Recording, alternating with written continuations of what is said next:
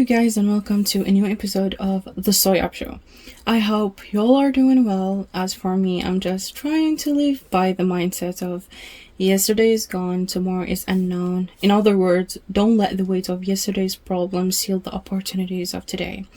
You have already survived those struggles, and don't drag them into a new day filled with open doors and possibilities. I really hope these words give at least one of you a fresh perspective as you plan for tomorrow. Anyways, today's topic, as you might see on the title, is about the disgusting word of K-pop, or in general, the Korean entertainment industry, and I want to be clear here from the start. It's not about chasing views or stirring drama or destroying anyone's reputation. What I'm about to say is 100% my honest opinion about some of the cases in the Korean entertainment industry that I kept for me for almost a decade, because I've been a K-pop and a K-drama lover since 2018.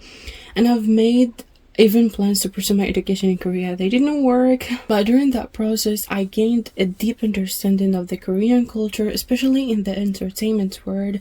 And this video is made for people like me that have seen all of those events for the past few years and have witnessed the cases of abuse, suicide, cancel culture, and its development from the day zero until we all forgot about it or we just pretended that we did so. What I'm about to say today is coming from the deepest of my heart, as I care about every individual mentioned in each of the stories. And you might notice that I won't be retelling every detail of this case. You've already seen the headlines and lived through the scandals. I will just give the summary. You are a seasoned K-pop lover. You already have heard about the full details in the last few years, and I'm not here to talk about something we all already know. Instead, I want to dig into the side you might not have noticed. The lessons we refuse to learn and the toxic cycles we keep repeating with every new generation of artists. In 1911, an Italian man called Vincenzo was planning to steal a painting from a French museum. He previously worked at that museum, and that painting was not really huge in its reputation or in its size. It was just as any other painting on that museum. All the people that visited that museum were really interested in other work of art that were by well-known artists. That painting was just a well-colored piece of paper in a frame in the middle of a wall, as the rest of tens of paintings there. But Vincenzo really hated the idea that an Italian work of art was in a French museum, and he considered that as a theft of cultural property. So he eventually planned to steal it, and in like an action movie type of event, he disguised in a white smoke like the museum stuff, and then he hid in the supply closets overnight. In the early morning, when the museum was closed, everybody was home, he simply took the painting off the wall, removed it from the protective case and frame, and walked out with it hidden in his clothes. At first, the museum staff thought that the painting had been taken to be photographed or cleaned. Nobody really cared about it. The red flags were raised hours later when they realized it was missing, and the chaos started. The museum closed for a week, and all of the media, including the newspapers and radios at that time, covered their case, which made it a major global event. Everybody and their mother have heard about it, and suddenly they started caring about the Mona Lisa, a painting that they haven't known it existed before. Yeah, you heard it right. Vincenzo stole the abandoned Mona Lisa from the Louvre Museum, with this disappearance incident becoming a major source of disturbance in all the world. Everybody had a say on that case, and the people from different cultural backgrounds thought their opinion matter, and they had a say on who could have stole it and why would they do that. And suddenly they started caring about the Mona Lisa. They started getting worried if it will survive and if an art hater will ruin it, knowing that they literally didn't know it existed a day ago. Many conspiracy theories were surfing that led to putting major figures in the potential criminal list, including Pablo Picasso, that was questioned in the investigation. It was missing for over 2 years, and finally Vincenzo tried to sell it to an art dealer in Florence, Italy. And instead of buying it, that dealer alerted the authorities in France, and the painting got recovered. And since that, the Mona Lisa has become the most famous painting in the world, and an art icon, knowing that nobody cared about it before the incident. And that, to me, mirrored exactly what happens in K-pop right now. Nobody catches the red flags in their exhausted idol's mental health or physical health situation until a tragedy strikes. And then suddenly everyone starts blaming the media and pointing fingers at companies, at managers, when they themselves were the major factor of their favorite artist's health collapse by either bullying them, participating on a black sea in one of their concerts, or even posting online, "We want a comeback and a world tour right now." And since you are the source of income for both the idols and the company, they start putting the artists and the staff in a toxic cycle where no matter how they feel today, they gotta work, they gotta film that music video, they gotta record the album.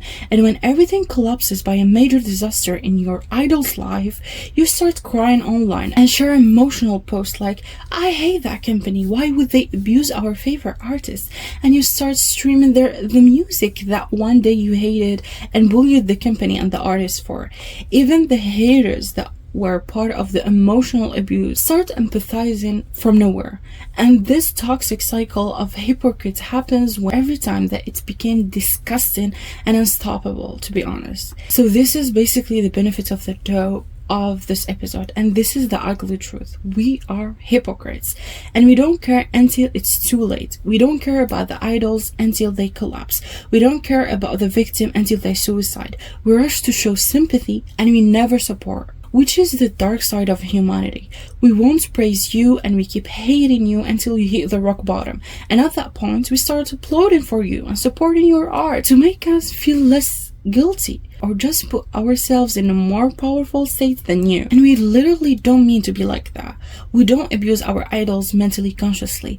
We as a human beings love to be on the winner side, and we feel insecure about standing up or using some of our critical thinking skills to analyze the situation differently and basically just listen to the artist and see the reality, because everything is obvious. We just ignored it, or we were just scared to say unpopular opinion in a state where everybody is against it and everybody will consider us crazy. And believe me, after this episode, you will realize how superficial and hypocrite you were, and you don't even deserve to feel less guilty after all the crimes you committed against your favorite artists. And I'm being dead serious about that.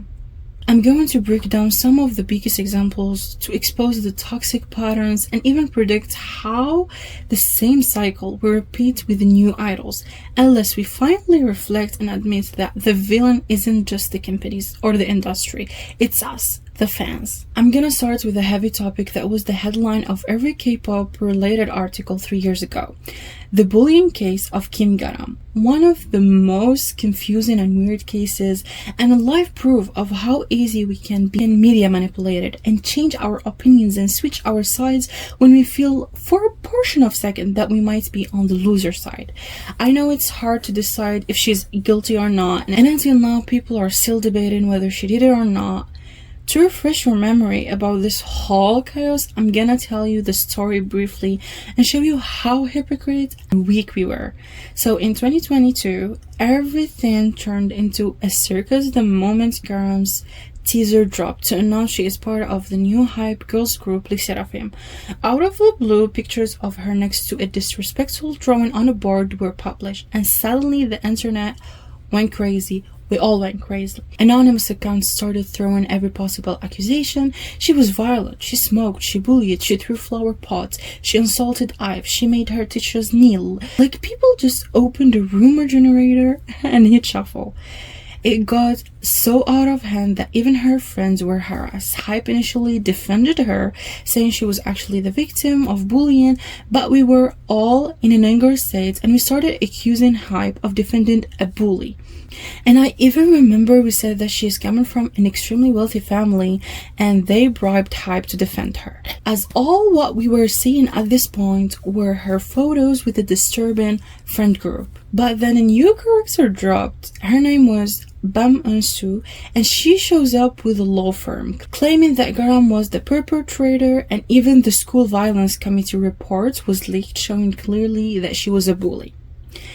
Fueling even more chaos, with all of the internet convinced that she was some kind of monster, including me. Hype still insisted that Insu was the real bully and that the report was being twisted. They stand with their artist for over a month, and I remember very clearly, and all of the fans were very angry and accusing Hype of defending a bully. And they started even mixing things together and acting really crazy. I remember that they were every day and every second pushing Hype to stop defending her and kick her out of the group to protect her teammates. What was crazy is that the fans were even accusing her for harassing V from BTS. Bro, what do you mean? A teenager assaulted a grown-ass man? Things were really crazy and out of control that time. We did not care about the facts. We were just jumping from one rumor to the next. And suddenly Garam got kicked and Le Seraphim carried on with 5-member group. At that point, we were divided into 2 groups. The first group were people that acted shocked, as if they were not the same ones tearing her apart online, and the other group that pursued their hate journey and were really happy that finally their favorite Hype idols are safe again and they cannot be bullied by a teenager that hasn't graduated from high school yet. After things were a little calm, her friend Udemy exposed the real hypocrisy. Hype had evidence that Unsu herself was punished for school violence, yet they still sacrificed Garam instead of clearing her name. Garam herself finally spoke up, released the actual SVC minutes that showed she wasn't some evil bully. She was just caught into a stupid middle school group of friends. And the reality behind the story is a whole roller coaster and chaos itself. So please listen carefully, because I am really confused that this part of the story was buried with all of the rumors here and there after Garam spoke up and all of her family members, even her friends, and they were showing the truth. But the real story was really buried and nobody cared about. So please listen carefully, and this is what happened. So first, in May 2018, Kim Garam and Yoo In-soo, along with a group of friends, entered their first year at Gyeongjin Middle School together. At first, things seemed normal, but the tension between Garam and Eunsu rose after Garam discovered that Eunsu had been speaking badly about her and other friends behind their backs. So during a school retreat at our nearby apartment complex, Garam and the others confronted Eunsu, and this lasted for 3 hours. But by the end, everything was done and the problem was solved. The situation, however, did not end there, because Eunsu later told some of her male friends about what happened, and those boys went so far they threatened Garam with physical violence, her and her friends. And then from that time, Garam cut ties with Eunsu. They were not friends yet. But things escalated even further when Eunsu took a photo of one of Garam's close friends while she was changing and only in her underwear. Eunsu then uploaded this photo into another student's Facebook account using them as the profile photo, and later she admitted in writing that she was the one who uploaded this picture. When Garam's friend broke down in tears over the incident, Garam felt compelled to act, so she sent threatening texts and calls Eunsu, demanding a proper apology. Eventually, Garam and several of her friends confronted Eunsu face to face, and she agreed to post a public apology on Facebook, but the apology did not satisfy Garam's friend, who was already in discussion with the school about taking formal action. And in the end, Eunsu chose to transfer schools, and Eunsu kept in her miserable acts. There was a report leaked that shows that she committed a series of incidents, such as hacking someone else's Facebook account and uploading a picture of another student wearing only her underwear. Despite transferring, Eunsu requested a school violence committee hearing, citing the threatening text messages she had received from Garam. At that hearing, both Garam and another student were labeled as perpetrators. And this is the whole incident that gave us the leaked report of Garam's previous school. And then after the incident got a little calm, the rumors started again about Garam, and she became the target of vicious gossip, including a false claim that she had injured a classmate by throwing a flower at their head. These rumors were eventually proven false, and the person responsible for spreading it gave Garam a direct apology after the teacher asked them about it. So after all of these reports and Garam and her friends and her family members coming out, people changed their position and stood with the obviously winning side, Kim Garam. They felt so bad for her as she got a winning lottery ticket torn up right in front of her face by debuting as an idol at Hype and then being hated by everyone a few months later by false rumors, and that all of the training years and the hard work she did was gone by the winds. I even remember that her dad released a statement saying that his daughter is in a really dangerous mental health situation and that she's being bullied by her classmates after being kicked out of Les Seraphim, and the fans started sympathizing with him and prayed for him and his daughter, forgetting that he is the alleged rich billionaire that bribed Hype to defend his bully kid.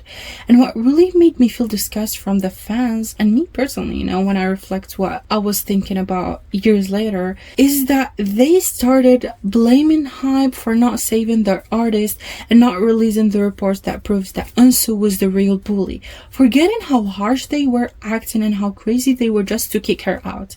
And I'm 100% sure that if that report was released at that time, they would say that it's fake or she will be kicked eventually. And the fans did the same mistake again by not sharing the fact and talking about what actually happened to Garam and her friends and the abuse she was dealing with. They ran immediately to pointing fingers, blaming Hype, Les Seraphim members, Garam's school principal, and her classmates. And I'm like, hold on, guys. Please hold on. You need first to think carefully how you were acting that period and how harsh you were against Garam. And now you are repeating the same shit over and over again. You must hold accountability too for kicking Kim Garam, as if we were patient and wise enough to wait all of the case parties to say whatever they had to say without prejudgments and there were rumors here and there, the situation would have been different and the truth would have been shown clearly to everybody. But things were chaotic and supportable, and none of the case parties had a safe space to express their worries and their side of the story. And I think that the smartest thing that happened, that the report that shows that Kim Garam was innocent was released after everybody were calm and ready to hear them out. And if you thought that what happened with Kim Garam was bad, brace yourself. What's coming next is even worse, because our reckless misuse of social media is getting completely out of control. I'm gonna talk about Hyuna's scandal, and first, I'm gonna narrate the situation as everybody sees it. Hyuna, once branded as a face of women's empowerment in the K-pop industry, she has completely thrown that image in the trash by marrying young Jonghyun, a man that was tied to the Burning Sun scandal, one of the filthiest crime in the K-pop industry history. And if you don't know it, what are you doing here, girlie? Go first and watch the BBC full documentary on this case to understand what's coming next.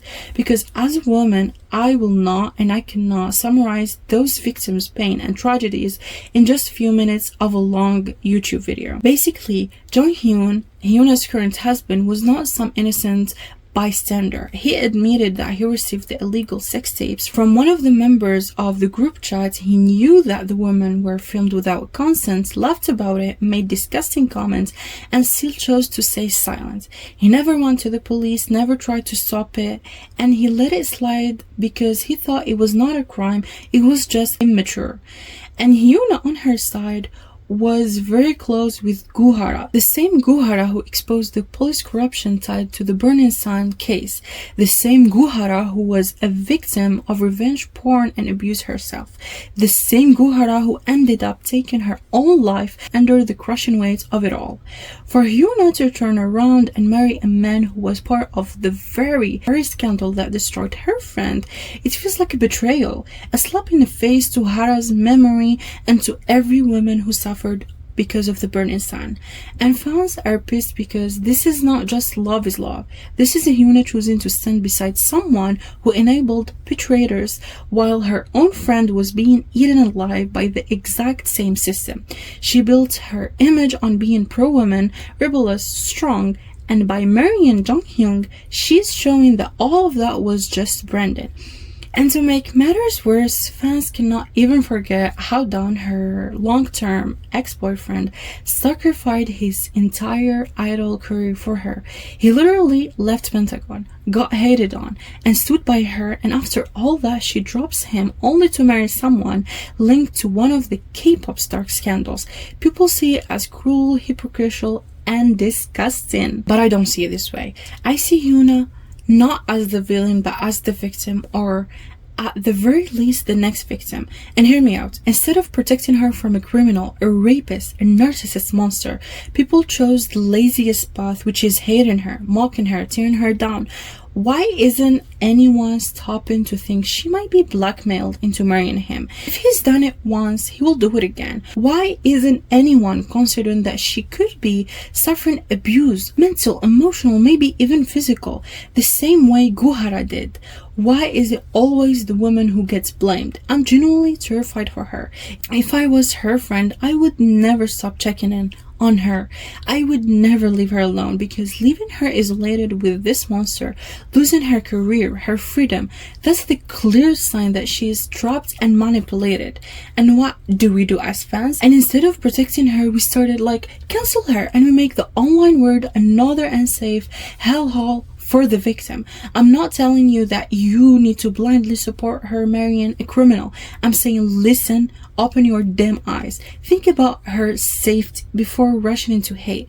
Because mark my words, if one day she comes forward and says that she was blackmailed, or worse, if she cannot handle it anymore and ends her own life, every single one of you who dragged her down will suddenly flip, crying and blaming her husband, her manager, her friends, anyone but yourselves. But you are part of this mess. We are part of this mess. We bullied her. We accused her. Don't think that the media on the Korean side is any better. They are worse. The Korean outlets are ripping her apart. I read some of the articles and it seems like a direct type of legal bullying. But if a tragedy strikes, they will be in less than 24 hours able to write a 5-page article revealing that she was abused, taking antidepressant pills, and heartbroken. So if you take anything from this, take this one. Protect people before they become victims. And in this case, protect Hyuna and stop the hate. She's living with a criminal, a proven predator, a blackmailer. Do you think that honestly she is living in a somehow fairy tale romance? No, it's an abuse, and the more we bully her, the deeper we push her into the hell. So please reflect clearly and think deeply.